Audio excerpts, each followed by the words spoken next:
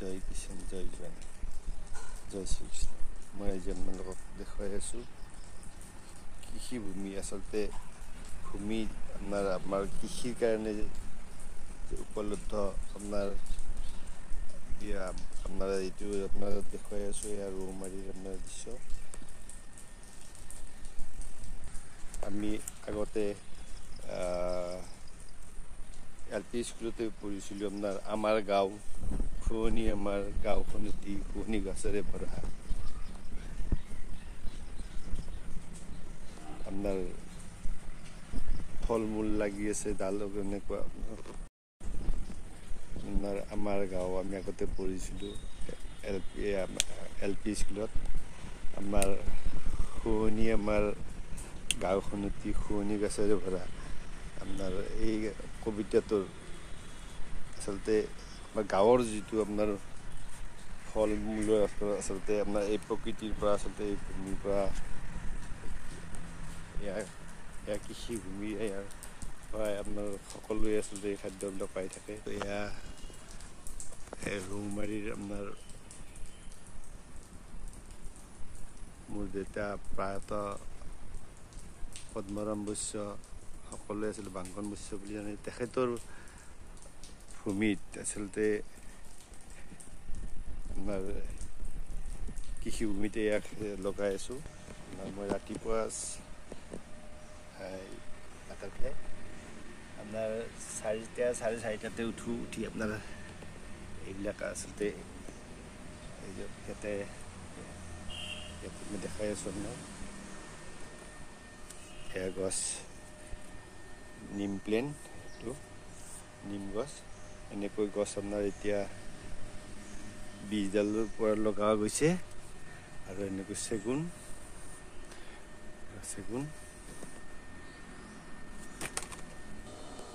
এয়া লেমু গছ, জলকীয়া, আৰু এয়া আপোনাৰ লং।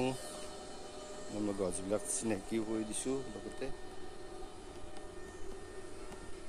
আপোনাৰ এইটো চিডলেছ লেমু, এয়া জাম গছ, এয়া মৌচুমী গছ, মধুৰিআম, এয়া আপোনাৰ বেদানা, ডালিম আমি তেনেকুৱা। আৰু এয়া আপোনাৰ চন্দন, ৰঙা চন্দন। এয়া আপোনাৰ আপেল বগৰী। এয়া আপোনাৰ এইটো এলাচি লেমু, আচলতে চিডলেছ লেমু। এইটো গুটিটো কম হয়, এইটো গুটি নাথাকে।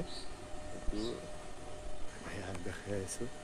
এই দুটা বাটাৰফ্লাই মই দেখুৱাই আছোঁ। এয়া মতা অমিতা, এনেকৈ মতা অমিতা আপোনাৰ 6ডালমান হৈছে। এই মতা অমিতা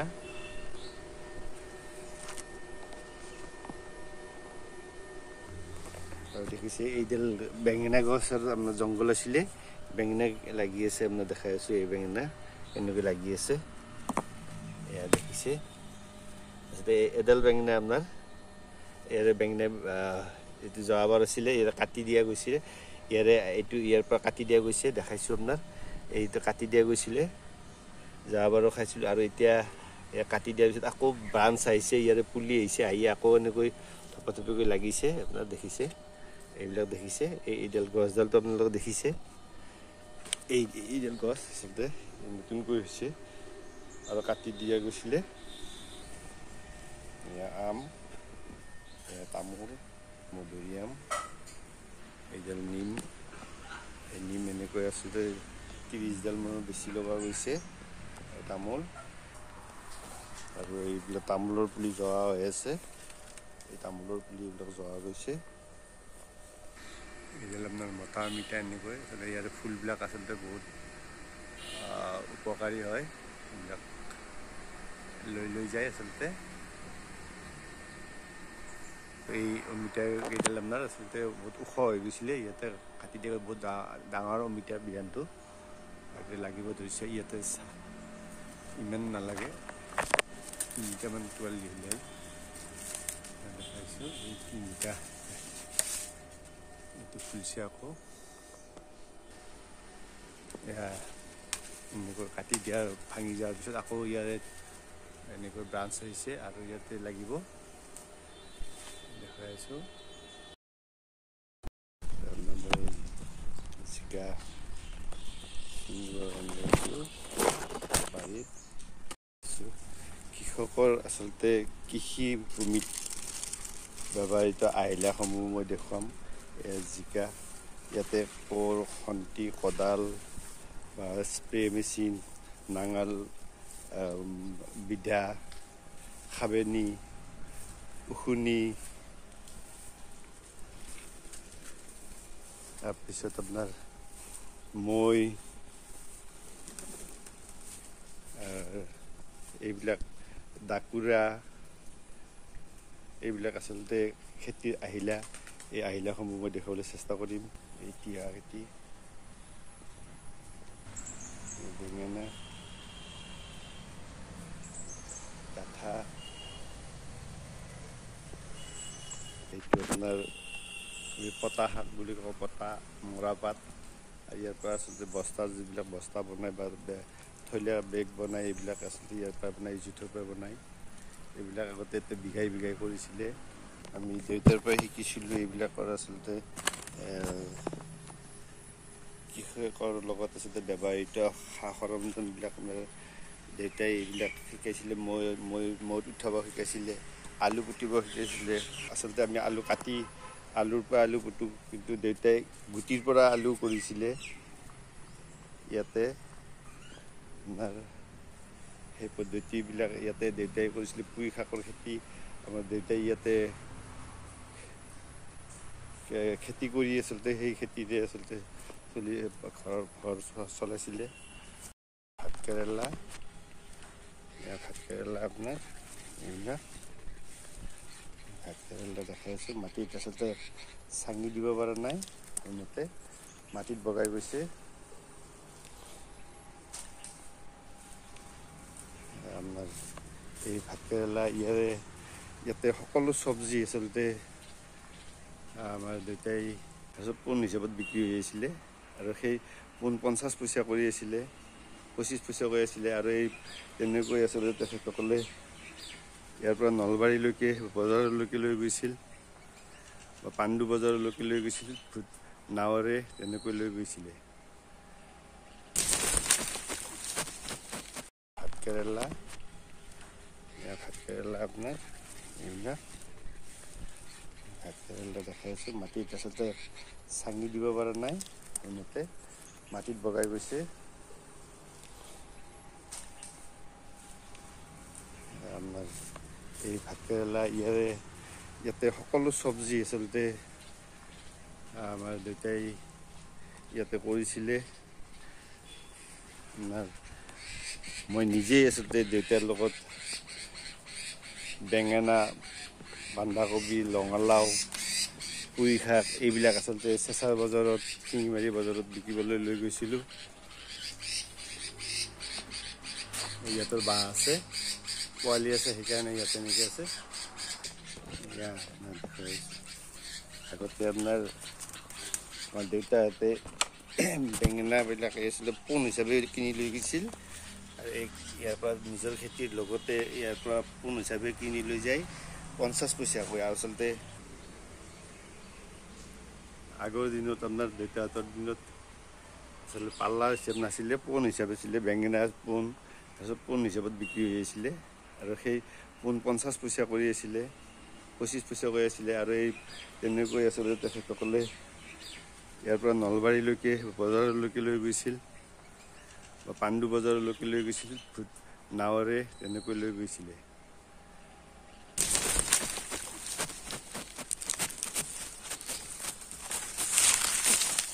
ভাত কেৰেলা আপোনাৰ এইবিলাক ভাত কেৰেলা দেখাই আছোঁ। মাটিত আচলতে চাঙি দিব পৰা নাই, সেইমতে মাটিত বগাই গৈছে। আপোনাৰ এই ভাত কেৰেলা ইয়াতে সকলো চব্জি আচলতে আমাৰ দেউতাই ইয়াতে কৰিছিলে। মই নিজেই আচলতে দেউতাৰ লগত বেঙেনা, বন্ধাকবি, ৰঙালাও, পুৰি শাক এইবিলাক আচলতে চেঁচাৰ বজাৰত শিঙিমাৰী বজাৰত বিকিবলৈ লৈ গৈছিলোঁ। ইয়াতৰ বাঁহ আছে, পোৱালি আছে, সেইকাৰণে ইয়াত এনেকৈ আছে। আগতে আপোনাৰ আমাৰ দেউতাহঁতে বেঙেনাবিলাক আছিলে পোন হিচাপে কিনি লৈ গৈছিল, আৰু ইয়াৰ পৰা নিজৰ খেতিৰ লগতে ইয়াৰ পৰা পোন হিচাপে কিনি লৈ যায় 50 পইচাকৈ। আচলতে আগৰ দিনত আপোনাৰ দেউতাহঁতৰ দিনত আচলতে পাল্লা হিচাপ নাছিলে, পোন হিচাপে আছিলে। বেঙেনা পোন তাৰপিছত পোন হিচাপত বিক্ৰী হৈ আছিলে, আৰু সেই পোন 50 পইচা কৰি আছিলে, 25 পইচা কৰি আছিলে। আৰু এই তেনেকৈ আচলতে তেখেতসকলে ইয়াৰ পৰা নলবাৰীলৈকে বজাৰলৈকে লৈ গৈছিল, বা পাণ্ডু বজাৰলৈকে লৈ গৈছিল, নাৱেৰে তেনেকৈ লৈ গৈছিলে। আৰু তেখেতসকলে আপোনাৰ এনেকৈ কৃষিৰ লগত মনোনিৱেশ কৰি কৃষিৰ লগত জড়িত হৈ তেখেতসকলে এনেকৈ ইয়াতে ৰৌমাৰীত শুৱালকুছি ব্লকৰ আণ্ডাৰ কামৰূপ ডিষ্ট্ৰিক্টৰ ৰৌমাৰীত তেখেতসকলে ইয়াতে থাকিবলৈ লৈছিলে, ইয়াতে পাম খাইছিলে।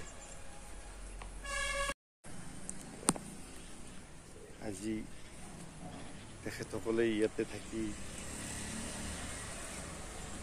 সকলো সমাজৰ কাৰণেই আচলতে তেখেতসকলে গোটেই জীৱন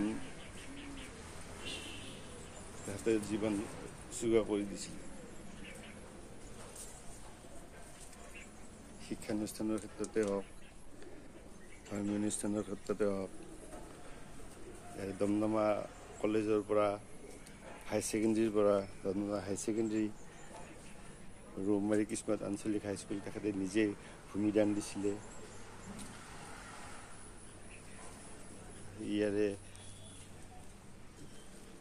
ইয়াৰে অঞ্চলৰ আচলতে ৰাইজ আগতে ব্ৰহ্মপুত্ৰৰ বুকুত আচলতে আছিলে। তেখেতসকলে ব্ৰহ্মপুত্ৰৰ পানী বাঢ়িলে আচলতে তেখেতসকলে পানীত ঘৰ তল যায়, তেনেকুৱা পৰিস্থিতিত আছিলে। আৰু দেউতাই আৰু শিঙি গাঁৱৰ আপোনাৰ চৰ্দাৰ আচলতে গামবুঢ়া হৰেণ গামবুঢ়া আছে, তেখেত দেউতাৰ লগত এইবিলাক আলোচনা কৰি আচলতে এন ডি ৰাস্তা দি আচলতে সেই গাঁওখনক গছজোপা কালিচোপাক আচলতে উদ্ধাৰ কৰাৰ কাৰণে দেউতাই চিন্তা চৰ্চা কৰি আচলতে এই এন ডি ৰাস্তাৰ সেয়া আপোনাৰ চৰকাৰৰ লগত যোগ কৰি আপোনাৰ সেইটো কাম কৰিছিলে। ইয়াৰে আপোনাৰ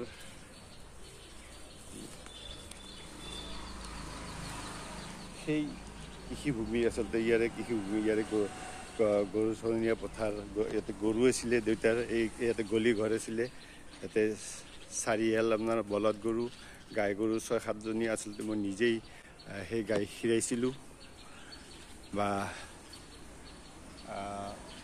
মই নিজে দৰৱ দিব গৈছিলোঁ। মই সেই ৰাক্ষণীশ্বৰত দৰৱ দিব গৈছিলোঁ। ভৰ বাৰিষা বা তাত বাৰিষা থাকে বা তেনেকুৱা থাকে, সেই বা নদীৰ আপোনাৰ পাৰ হৈ সেইফালে গৰু দৰৱ দিব লাগে চৰণীয়া পথাৰত, তেনেকৈ আচলতে আমি গৰু দৰৱ দিব গৈছিলোঁ। আৰু সেইফালে ৰাক্ষণীশ্বৰত আমি গৰু চাৰিছিলোঁ সৰু অৱস্থাত। আৰু সেই কৃষকৰ ভূমি এতিয়া ক্ৰমান্বয়ে আপোনাৰ ভাকৰ হৈ গৈ আছে। আপোনাৰ দেখাই আছোঁ কৃষিভূমি আপোনাৰ সংৰক্ষণ থাকিব লাগিব। কৃষকৰ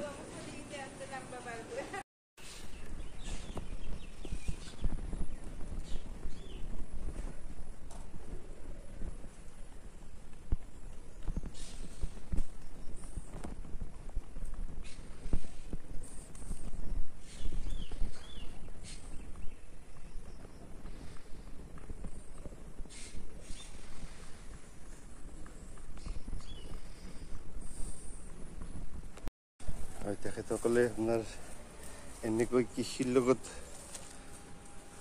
মনোনিৱেশ কৰি কৃষিৰ লগত জড়িত হৈ তেখেতসকলে এনেকৈ ইয়াতে ৰৌমাৰীত শুৱালকুছি ব্লকৰ আণ্ডাৰত কামৰূপ ডিষ্ট্ৰিক্টৰ ৰৌমাৰীত তেখেতসকলে ইয়াতে থাকিবলৈ লৈছিলে, ইয়াতে পাম খাইছিলে।